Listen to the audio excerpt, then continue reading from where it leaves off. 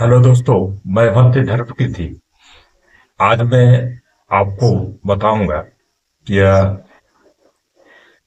बौद्ध धर्म में शक्र, ब्रह्मा, प्रजापति इत्यादि देवताओं का वर्णन कहाँ पर और कैसे हुआ है।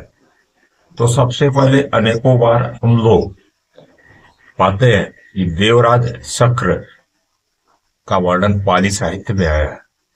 तो पाली साहित्य में शक्र का वर्णन इस स्थान पर आता है कि एक बार भगवान बुद्ध बीमार पड़ते हैं। तो बीमार पड़ने पर जो है उनका देवराज शक्र जो है वो पखाना ढोते हैं।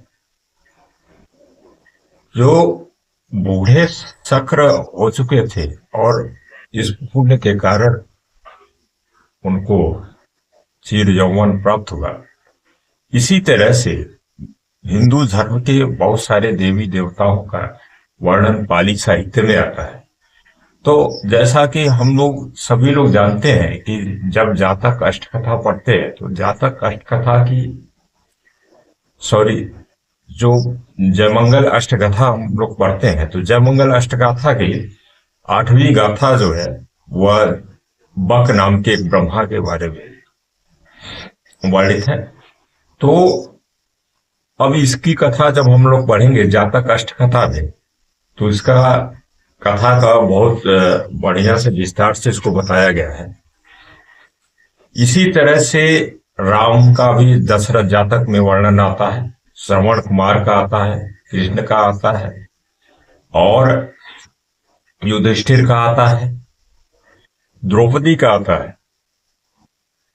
क्योंकि जब ये सारी कथाएं हम लोग पढ़ेंगे तो जो हिंदू धर्म ग्रंथ है महाभारत या रामायण, तो उसमें थोड़ा बहुत हेर फेर करके बहुत सारी कथाओं को लिखा गया है। जैसे हम लोग जातक के राम को जब पढ़ते हैं तो जातक के राम एक आदर्श चरित्र है और उसमें 3 भाई और बहनों का वर्णन है। जैसे राम और लक्ष्मण भाई है और सीता जो उनकी बहन। तो इसमें जो राम है एक आदर्श चरित्र है, बोधिसत्व है। और बोधिसत्व है तो एक बार होता क्या है कि जब राजा राजकुमार राम को वनवास होता है तो भाई लक्ष्मण और सीता दोनों लोग उनके साथ वन में चले जाते हैं और वन में चले जाते वनवास हो जाता है। तो 12 वर्ष बाद जो है राजा दशरथ की मृत्यु होती है और दोनों भाई और बहन लक्ष्मण और सीता 12 वर्ष बाद तो लौट आते हैं। लेकिन राम का चरित्र एक औदात आदर्श चरित्र था, तो इसके कारण वह जो है पिता के वचन को मानकर जो है 2 वर्ष और वन में उन्होंने बिताया। उसके बाद जो है पुनः अपनी राजधानी लौटे। लेकिन इसी कहानी को थोड़ा हेर फेर करके हिंदू धर्म ग्रंथ में रामायण लिखा गया। लेकिन रामायण में जो राम जो है समतावादी थे उनको जो है विषमतावादी बना दिया गया, वर्ण व्यवस्था का पोषक बना दिया गया। और उसी तरह से जब हम लोग कृष्ण की कथा को पढ़ेंगे तो कृष्ण की कथा में जब आते हैं तो राजा कंस जो थे वह असित अंजन के राजा थे और उनके जो मथुरा के राजा थे चुल्ल वासुदेव और महावासुदेव। तो महावासुदेव मथुरा के राजा थे और चुल्ल वासुदेव जो है राजकुमार हुआ करते थे। तो एक बार कहा जाता है कि एक कथा ऐसी चलती है कि जब कुछ ज्योतिषी उनको बताते हैं महाराज कंस को कि आपके बहन देवकी के से उत्पन्न जो संतान होंगे उन्हीं से कंस वंश का विनाश हो। तो महाराज कंस जो है अत्याचारी नहीं थे, सदाचारी थे। लेकिन ज्योतिषों के वह कावे में आकर वो क्या करते हैं कि अपनी बहन देवकी को आदर पूर्वक एक, जहां उनका सैनिक होते हैं, तो सैनिक के की छावनी होती, उसी पर एक खंबे का महल बनाकर उसी पर देवकी को स्थान दे देते हैं। लेकिन ये चुल वासुदेव जो थे, तो वो बार बार जो है महल में उनका आना जाना रहता था, क्योंकि महावासुदेव महाराज कंस के मित्र थे। तो इसके कारण चुल वासुदेव का आना जाना होता था। तो इनके मन में एक ये सदैव जिज्ञासा बनी रहती थी कि उस महल में क्या है। तो एक दिन क्या हुआ, चुपके से एक वह दासी को कुछ प्रलोभन देकर महल में पहुंच गए। और क्या होता है कि धीरे धीरे वासुदेव और देवकी में प्रेम प्रसंग बढ़ता है। धीरे धीरे क्या होता है कि गर्भ ठहर जाता है। लेकिन महाराज कंस को जब पता चलता है, तो उन्होंने चुल वासुदेव को द्वारिका, जो कि गुजरात में है, द्वारिका का राज्य देकर उसको वहां का राजा बना दिया।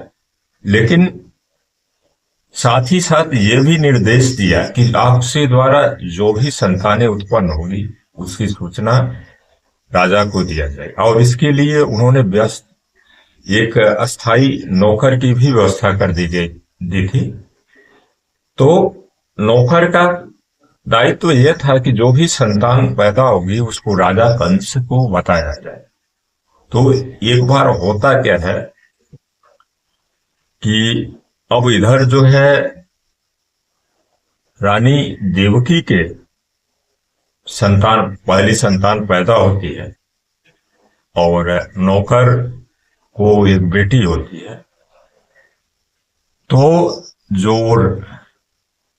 रानी थी देवकी, उन्होंने नौकर को डराकर, भय देकर जो है उन्होंने संतान परिवर्तित कर लिया। और एक एक करके इस तरह से उनको 10 संतान हुई, और 10 संतान इस नौकर को 10 बेटियां, तो 10 को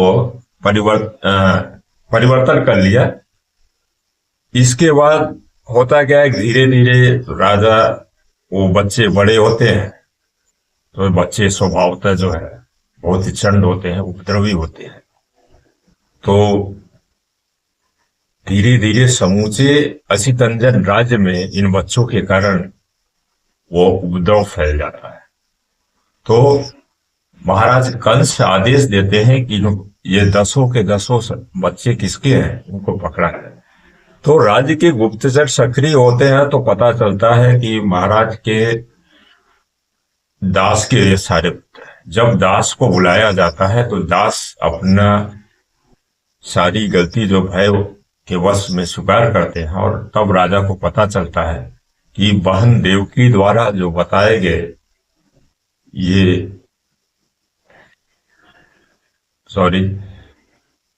जो बहन देवकी के सारे पुत्र जीवित है, और उन्हीं के कारण ये तांडव मचाया जा रहा है।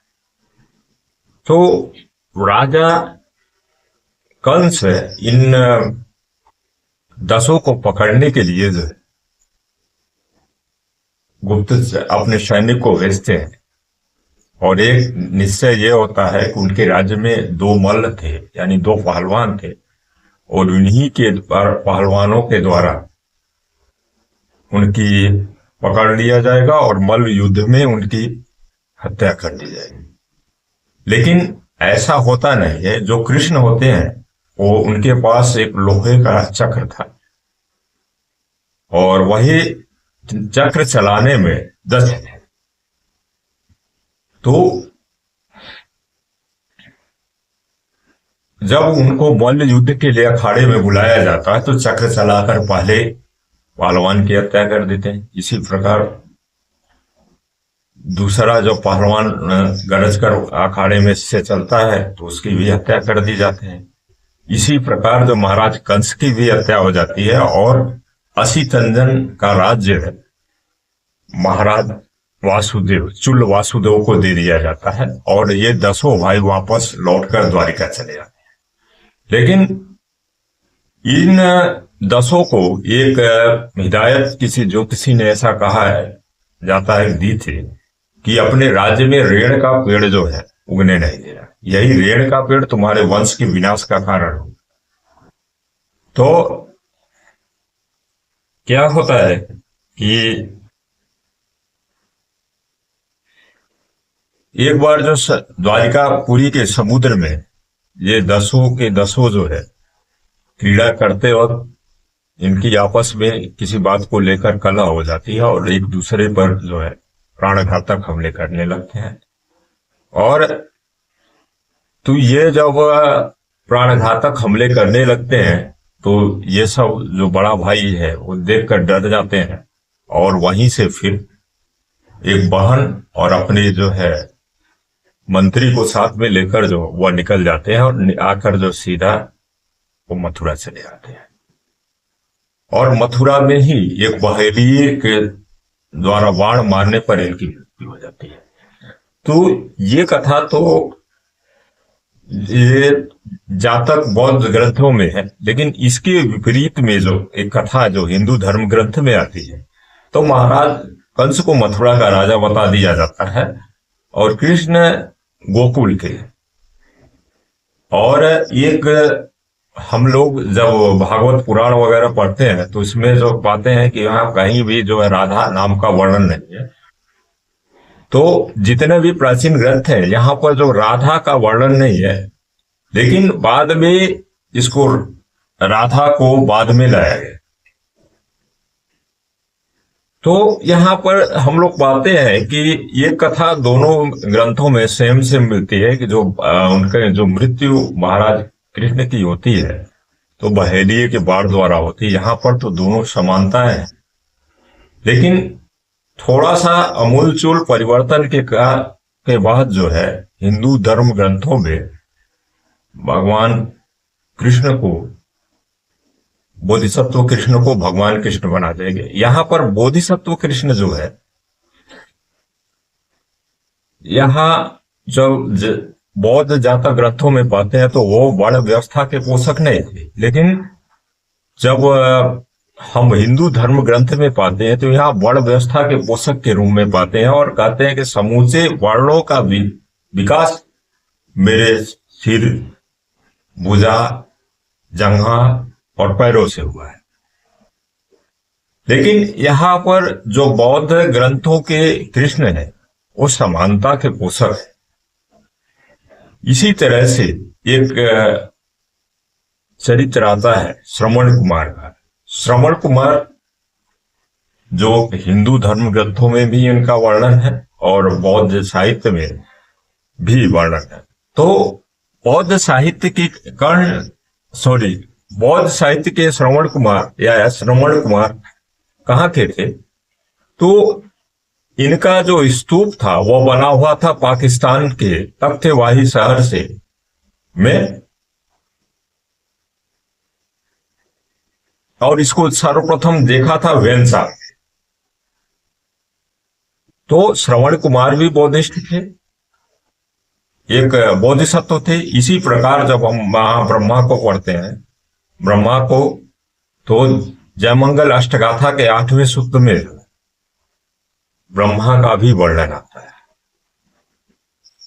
लेकिन जब हम लोग ऋग्वेद का पुरुष सूक्त पढ़ते हैं तो पुरुष सूक्त में जो है जो 4 वर्णों का जब इसमें विधान बताया गया है तो आदि पुरुष सूक्त का पहला सूक्त है आदि पर्व, और आदि पर्व के रूप में जब आदि पुरुष का उत्पत्ति बताई गई तो उस आदि पुरुष की उत्पत्ति में जो है भी यहां पर देखते हैं कि ये जो ब्राह्मण मुख से, भुजाओं से क्षत्रिय, उदर से वैश्य और जंघा से शूद्र, की उत्पत्ति बताई गई है। लेकिन अभी हम लोग नेट और विकिपीडिया पर देख रहे हैं, ये शूद्र वर्ण के अलावा एक और कास्ट बना दिया गया, वो दलित कास्ट, अलग, अनटचेबल। अनटचेबल यानी कि पहले जो अनटचेबल शूद्र हुआ करते थे, शूद्रों में भी दो कैटेगरी हुआ करती थी। शूद्र, एक शूद्र होते थे सछूत शूद्र, और दूसरी होती थी अछूत शूद्र। तो इससे पहले, आजादी से पहले जो है, भी हम लोग देखते हैं इस पहले 3 वर्ण का जो है विधान था, ब्राह्मण, क्षत्रिय और वैश्य, शूद्र। तो बाद में जो वैश्य, पहले जो है वर्ण व्यवस्था के थ्रू बनिया वर्ग को, यानी वैश्य वर्ग को भी शूद्र की ही कैटेगरी में रखा गया था। लेकिन जब बनिया वर्ग यानी वैश्य वर्ग पैसे से धनाढ्य हो गया, समृद्ध हो गया, तो इसको एक तीसरी कैटेगरी के रूप में जो है रखा गया, जिसको वैश्य कहा गया। लेकिन मनुस्मृति के जब कानून को हम लोग पढ़ते हैं, तो इसमें एक कानून में ये आता है विवाह प्रथा। तो ब्राह्मण जो है विवाह कैसे कर सकता है? ब्राह्मण से, क्षत्रिय से, वैश्य से और शूद्र से। लेकिन क्या था, क्षत्रियों को भी वो अधिकार नहीं था कि वो ब्राह्मण वर्ग की कन्या से विवाह कर सके। वो अपनी सी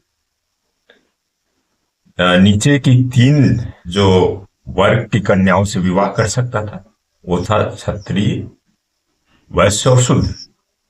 और इसी तरह से जो वैश्य वर्ग की जो पुरुषों का विवाह वैश्य वर्ग और उसके बाद शूद्र वर्ग से हो सकता, और शूद्रों का जो विवाह होता था वो भी अपने ही वर्ग की कन्याओं के साथ हो सकता। उसमें भी शूद्रों में अनेक जातियां बांट दी गई, और अनेक जातियों में भी उपजातियां बांट दी गई, ताकि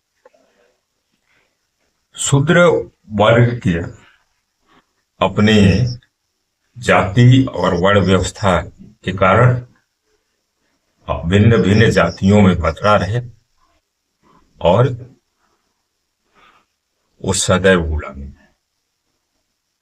गुलामी को ढोता है। बाद में शूद्रों की दयनीय, इतनी स्थिति दयनीय कर दी गई कि मुंह में थूकने के लिए मटका, कमर में झाड़ू, ताकि जहां भी चले उनकी जमीन पैरों के पद चिन्ह मिटते रहे। और बाद में हमारे जितने महापुरुष हुए, चाहे ज्योतिबा फूले, चाहे बाबा साहब डॉक्टर भीमराव अंबेडकर, छत्रपति साहू जी महाराज, इनके संघर्षों के परिणाम स्वरूप हमें ये अधिकार मिले। तो हम लोगों को अपने महापुरुषों को पढ़ना चाहिए, चाहे ज्योतिबा फूले हों, चाहे सम्राट अशोक हों, चाहे छत्रपति साहू जी महाराज हों, चाहे पेरियार वी रामास्वामी नायकर या माता सावित्री बाई फूले। तो इन सबों की अथक बलिदान के फलस्वरूप हम लोगों को ये शिक्षा का अधिकार मिला। और इसी के साथ मैं अपनी वाणी को